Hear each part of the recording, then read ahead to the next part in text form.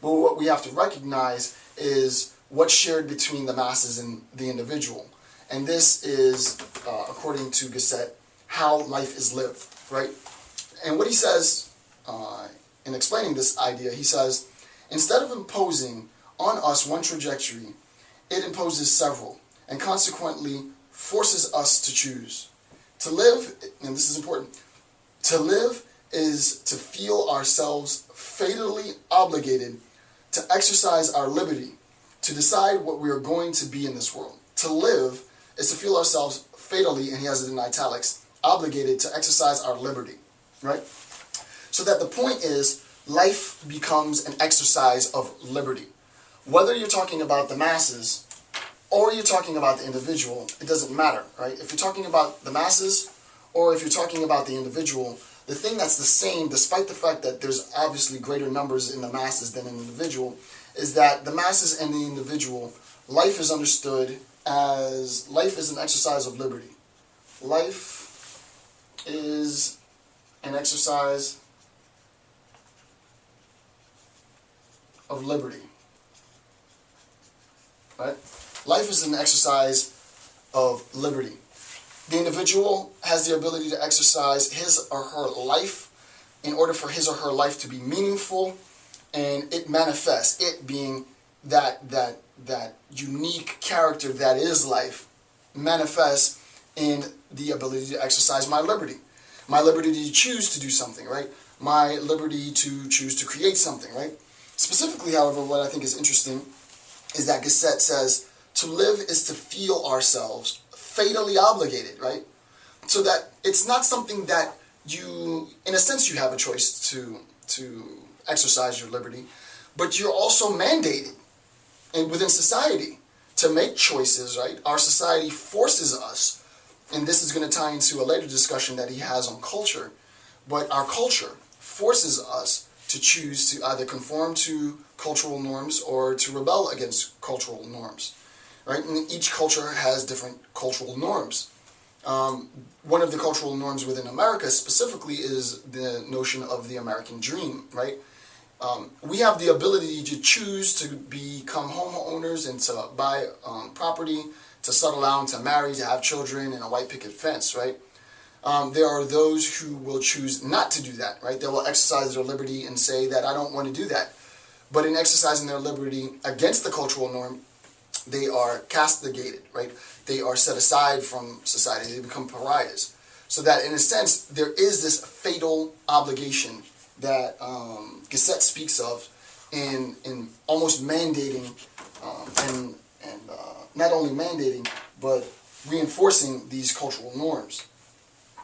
With respect to the circumstances, Gasset says, circumstances then, obviously, are the dilemma, right? Circumstances are the dilemma, constantly renewed, and presence of which we have to make our decisions. Circumstances, and that's a bit technical, right? What does he mean by that? So let me read that again. He says, circumstances are the dilemma. We understand what circumstances are, right? Circumstances are the collective world view of possibilities, right? It's all the things that can possibly happen, right? So these circumstances become a problem now. We recognize not only is it that there's an increase in possibility from the 18th to the 21st century, but more importantly, that this increase in possibility becomes a threat, right? And this is something novel that he contributes, right? That circumstances now we can label as the dilemma. He says circumstances are the dilemma, constantly renewed with each historical period, with each epoch, it becomes constantly renewed. There are more things that are being added to the circumstance, right? More possibilities are continuously being added. So this thing, you can imagine, more possibilities are continuously being added so that it grows. It is continually growing. It's continually expanding, right? So that the circumstances are continually expanding. In presence of which we have to make our decision. In presence of which. And this idea of presence is that here I am confronted with the circumstance, and specifically the historical circumstance, the historical significance of our time. And what does it do? Well, he says, in presence of which we have to make our decision. What actually decides is our character, right? So we're here, I have to make a decision now. That decision, as we saw in the last section, is who am I, the individual, going to be? Who am I, the individual, going to become? What is it of these nearly almost infinite possibilities, not infinite, but nearly limitless possibilities? Which of these possibilities am I going to actualize? Will I actualize this possibility? Will I actualize this? Will I actualize this? What in the world am I going to do with my life, right? So the circumstance in its ever-expanding, in its ever-growing state of change becomes a dilemma. And what it does is it mandates me to identify myself within the circumstance, right? It's all-encompassing. There really is no escape from the circumstance. But it becomes, I mean, that in itself, I mean, I could do even more analysis on that itself, but he takes it even further. He says, this determination, and the determination is this determination of the circumstance, the ability for this to sort of impose itself, right? The possibilities on our lives. This determination has its origin in the character of society, or what comes to the same thing, of the type of men dominant in it. So that as this expands, it's eventually going to envelope me. And I am now going to be just another one of the possibilities within society, right? I've been subsumed by it, right? Obviously, that moment takes place at the time of my death. He doesn't get into that. He doesn't get into that discussion. But as long as I'm living, I have the opportunity to choose. After I've lived my life, I no longer have the opportunity to choose from possibilities, and I am now subsumed. My history is subsumed. These videos, my books, my writing has been subsumed by history. Gasset himself, his book, his lineage, his line has been subsumed by history. And what it does then, his lineage becomes yet another possibility. I now have the possibility of reading Gasset. Despite the fact that Gasset no longer lives, I now have the possibility of reading his work. The reason why I have this is because he was able to make this contribution. Now that's obviously a novel contribution. There can be other contributions that can be left too. Everything doesn't have to be altruistic. There are obviously egotistical and egoist contributions that can be left as well.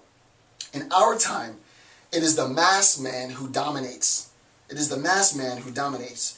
It is he who decides. It is the mass man who dominates. It is he who decides. And he calls this system that is constructed programs of collective life. Programs of collective life. So let me write that down.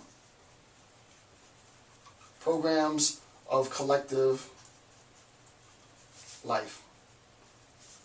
He calls this system programs of collective life. One thing I do like about Gasset is he's always, in his word selection, he's always pairing these paradoxical concepts, right? The mass man is paradoxical, right? Collective life is paradoxical. But that's how, according to Gasset, we live our lives, right? We live our lives in this contradiction of the individual among the masses. We live our life individually as a collective unit, right? So, sociologically speaking, he finds tension in this paradox, right? There is the fact that I am an individual, but as an individual, I am also an individual within a collective, right? We are all individuals within a collective. And what ends up happening is that we have interaction between individuals, right? Obviously. And this interaction between individuals is the greatest possibility for good, but also the greatest possibility for evil. And you have to keep in mind that he published this in 1930, right? So we've gone through huge atrocities. We've gone through a war. We're about to get into another world war. And what we end up recognizing, what Gasset ends up recognizing, is that there is immense power within this collective.